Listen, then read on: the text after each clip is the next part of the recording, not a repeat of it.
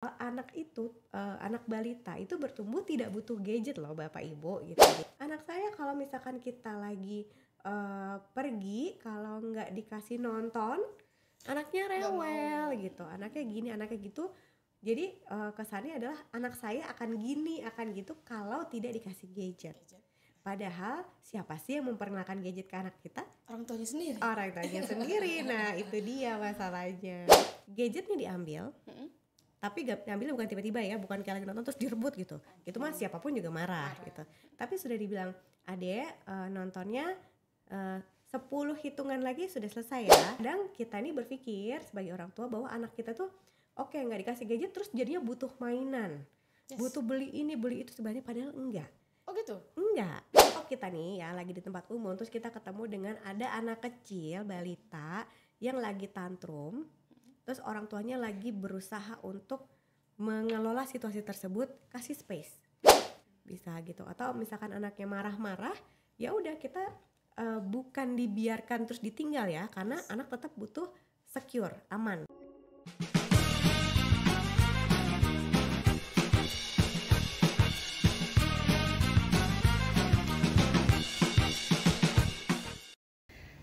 Assalamualaikum warahmatullahi wabarakatuh. Kembali lagi di Bangga Podcast bersama saya Mimi Ketri, podcaster DPPKB Kabupaten Tangerang. Hari ini kita kembali dengan salah satu narasumber yang cantik ya. Setelah beberapa minggu gak ketemu, kita akhirnya ketemu lagi. Mbak Linda, alhamdulillah. Terakhir itu kita bahas tentang remaja. Iya benar. Nah hari ini kita kembali kedatangan seorang psikolog yang akan membagi ilmunya, terutama ini untuk balita ya. Kalau ya, hari ini kita bahas yang lebih kecil ya. Ya benar. Ibu-ibu ya, ayah dan bunda perlu selesaikan podcast ini supaya banyak ilmunya untuk itu. Apalagi ini di era digital. Jadi tema kita kali ini adalah pola asuh di era digital, terutama bagi balita. Biasanya aku langsung ke kendalanya aja deh. Biasanya kan persoalan pertama yang paling sering terjadi di masyarakat itu pola asuhnya itu yang salah yang bagian mana dan yang seperti apa yang dianggap bermasalah. Yang terkait digital ya.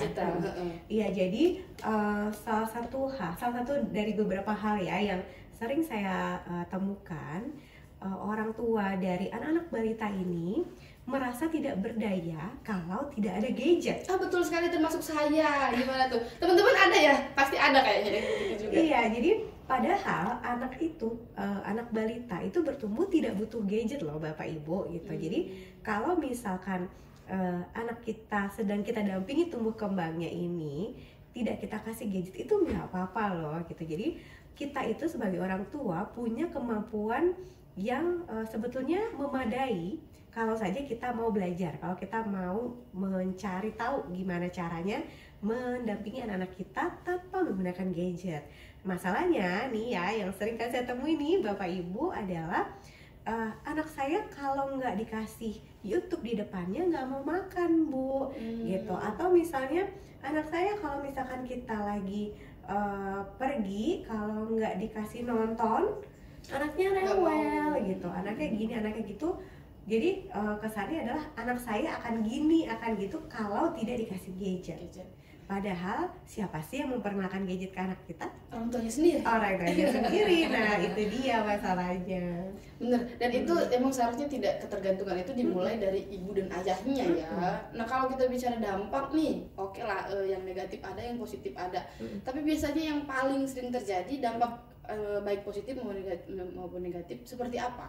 Balita. Iya, kalau di balita ini kurang lebih ya Mbak Mimi, anak balita yang penggunaan gadgetnya sangat berlebihan itu jadi gangguan konsentrasi, gangguan pola makan, dan gangguan pola mereka berinteraksi, berkomunikasi. Termasuk pola tidur? Pola tidur jarang sih yang aku temui, tapi yang ada aja, cuman yang dominan banyak muncul tuh itu gangguan pola makan, karena kalau makan harus ada gadget di depannya gitu ya. Terus kalau misalkan berinteraksi, mereka tidak terlatih untuk berinteraksi secara langsung karena fokus gadget tadi ya, interaksinya dengan apa yang ada di layar gadgetnya. Padahal namanya interaksi itu yang sehat kan interaksinya dua arah ya, kayak kita deh ngobrol gitu, ada feedback ya. ada feedback gitu. Sedangkan kalau anak-anak kita hanya dikasih tontonan di gadgetnya, apapun tontonannya itu tidak ada interaksinya loh gitu, itu hanya satu arah saja. Jadi anak juga tidak terlatih untuk mengekspresikan emosinya, tidak terlatih untuk menyampaikan apa yang dia pikirkan.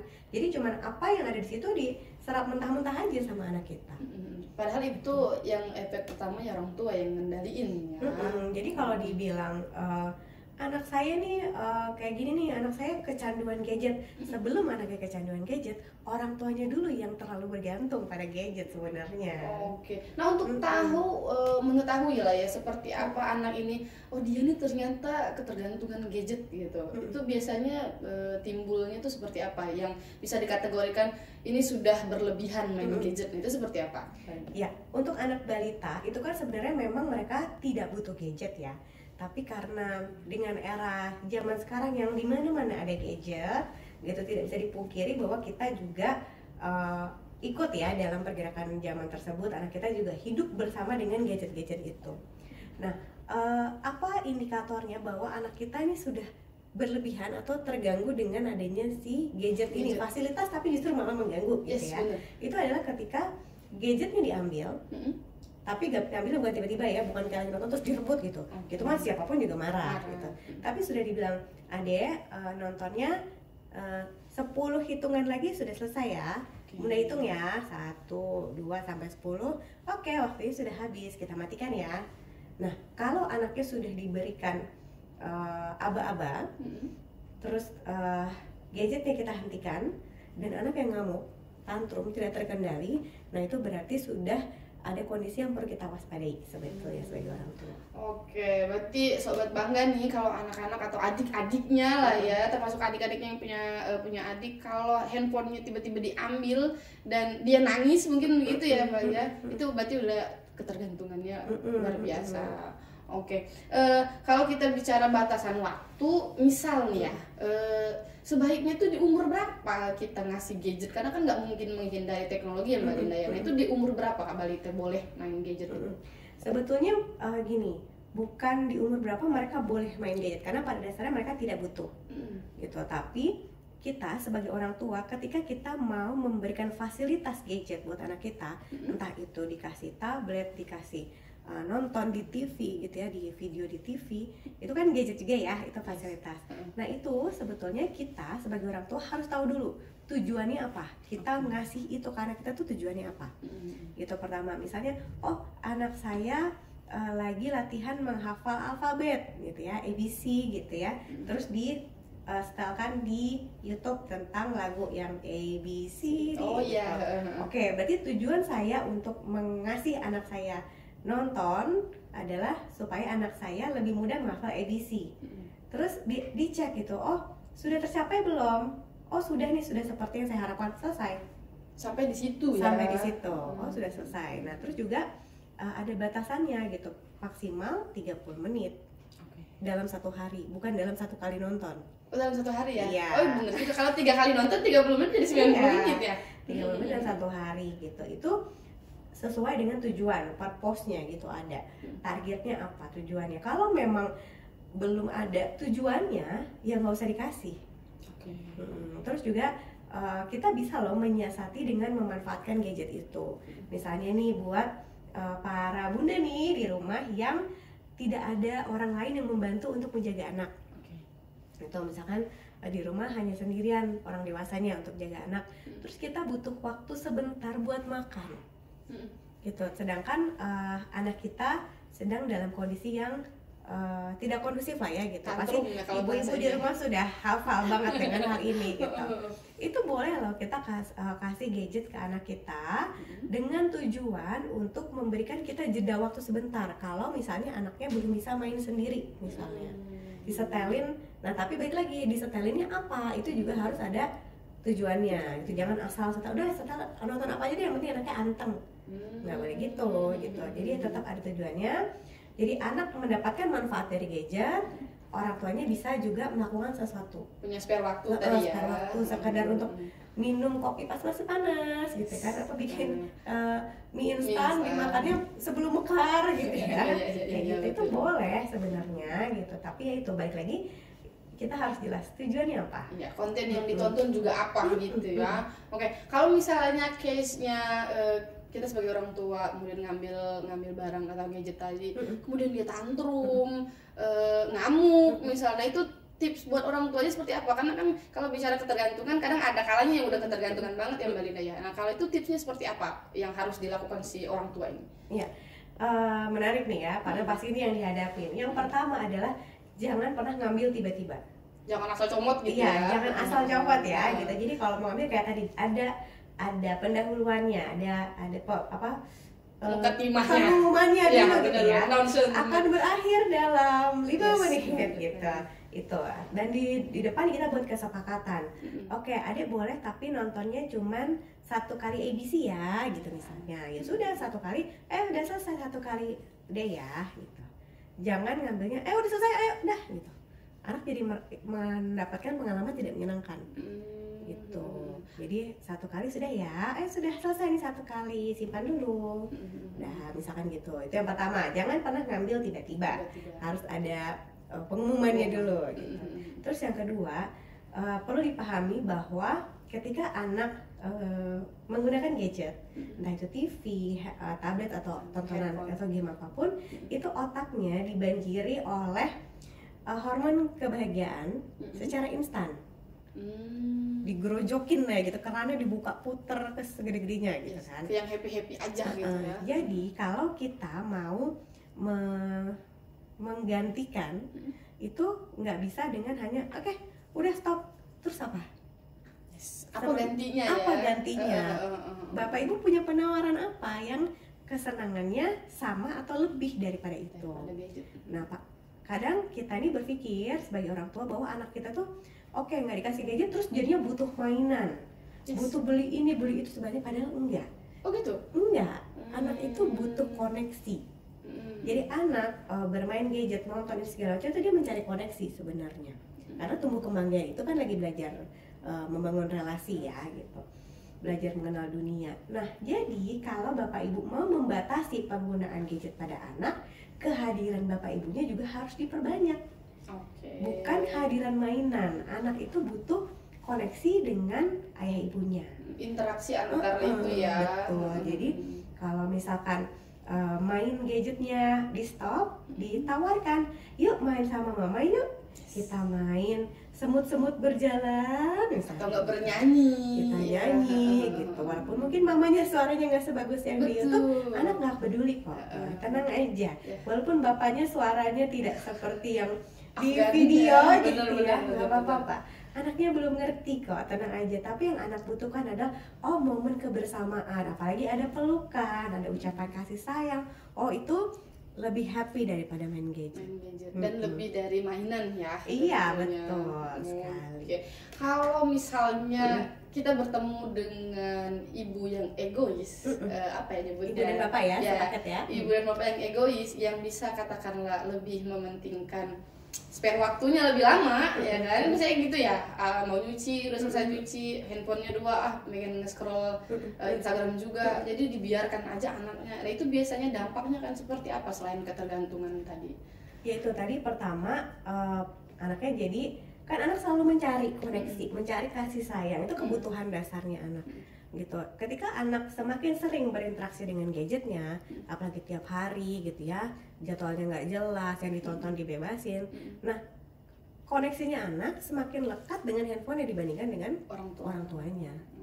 Jadi nanti lama-lama ditinggal sama bapaknya nggak apa-apa, ya penting ada handphonenya. Nah itu banyak kejadian ya teman-teman ya, yang sepertinya memang sudah lumrah.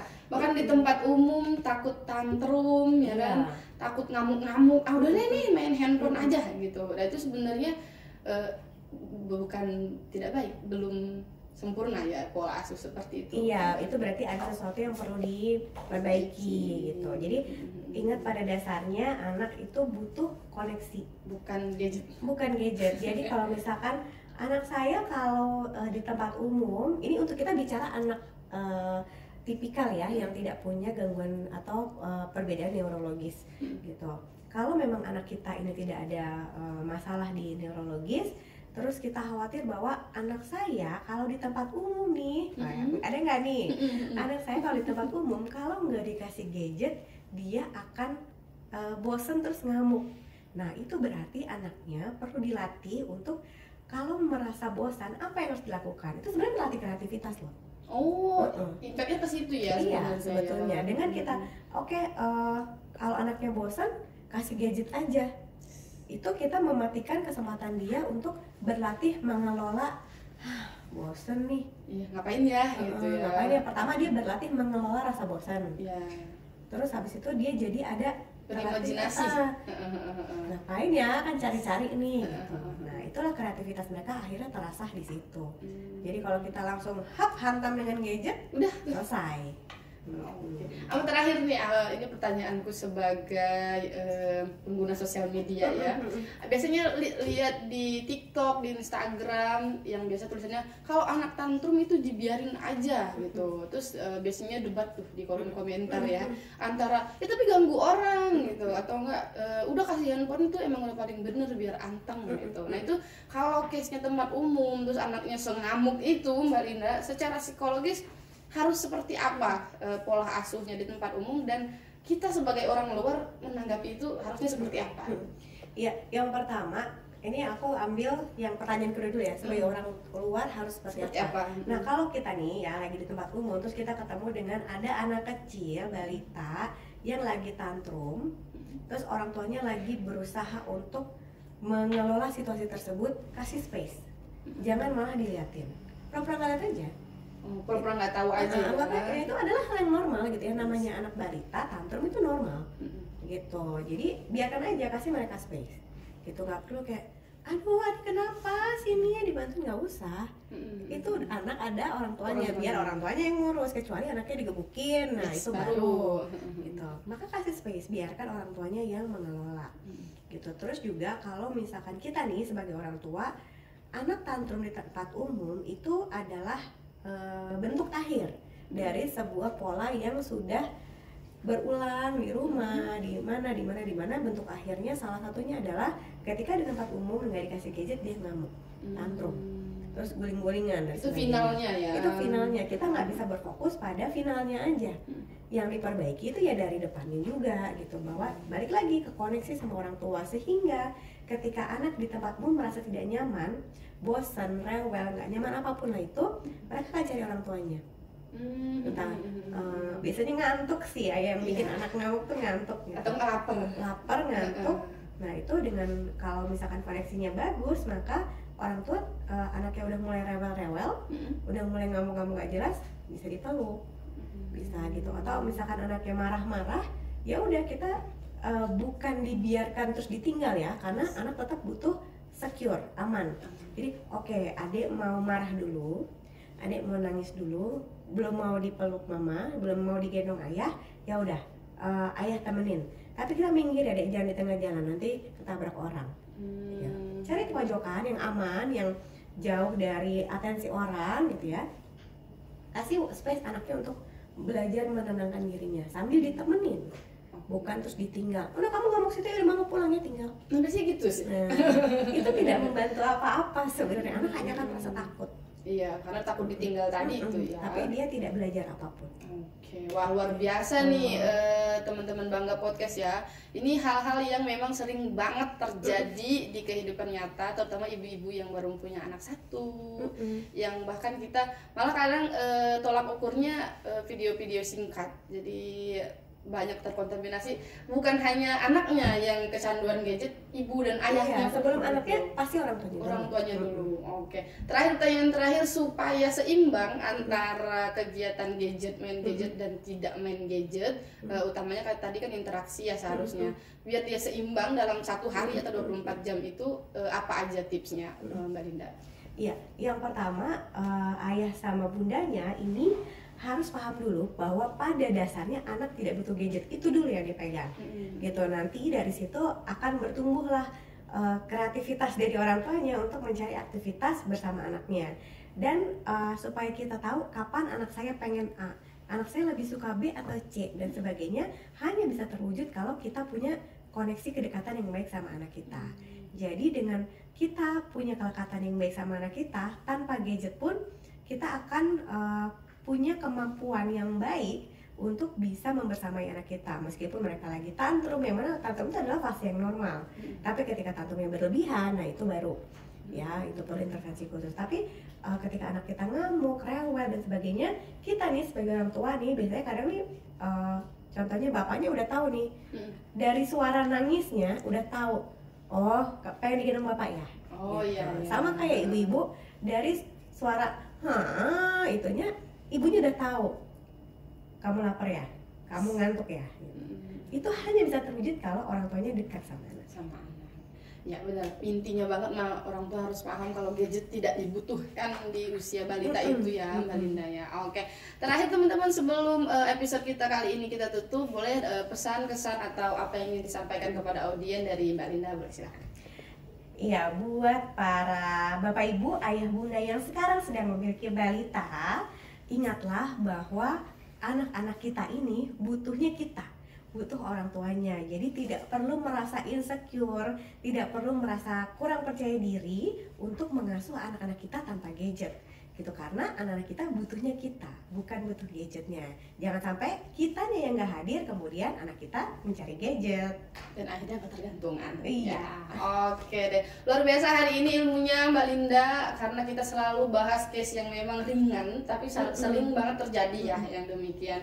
Teman-teman mungkin ada pertanyaan, nanti boleh dikirim di Instagramnya DPPKB Kabupaten Tangerang, atau mungkin nanti kita bisa sharing di episode selanjutnya Mbak Linda ya. Iya. Siapa tahu nanti kita ketemu lagi, karena memang ngobrol sama Mbak Linda nggak berasa tiba-tiba udah 10 menit aja, 15 menit aja.